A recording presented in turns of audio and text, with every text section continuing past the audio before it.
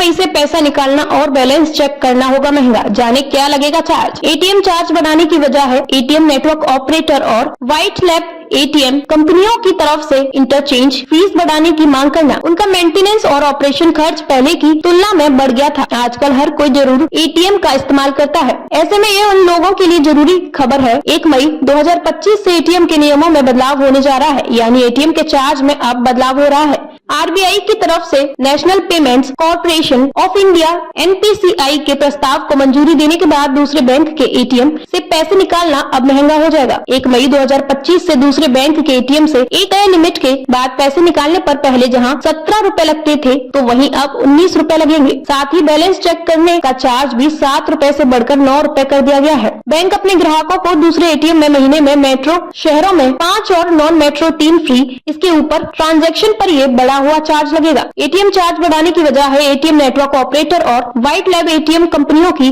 तरफ से interchange fees बढ़ाने की मांग करना। उनका मेंटेनेंस और ऑपरेशन खर्च पहले की तुलना में बढ़ गया था। ऐसे में national payments corporation of India ने इस मांग को रिजर्व बैंक ऑफ इंडिया के सामने रखा था, जिसे आरबीआई ने हरी झंडी दे दी है। एटीएम चार्ज के बढ़ जाने से अब उन बैंकों पर ज्यादा असर पड़ेगा जो एटीएम नेटवर्क के लिए दूसरे पर अधिक निर्भर रहते हैं। कस्टमर्स को अब नॉन होम बैंक एटीएम से पैसे निकालने या फिर बैलेंस चेक करने पर ज्यादा चार्ज देना होगा। ऐसे में इस बढ़े हुए चार्ज के बाद जो लोग ज्यादा एटीएम का इस्तेमाल करते हैं उन्हें या तो अतिरिक्त चार्ज से बढ़ने के लिए अपने होम बैंक के एटीएम का इस्तेमाल करना चाहिए या नहीं तो फिर डिजिटल पेमेंट ऑप्शन का इस्तेमाल करना चाहिए।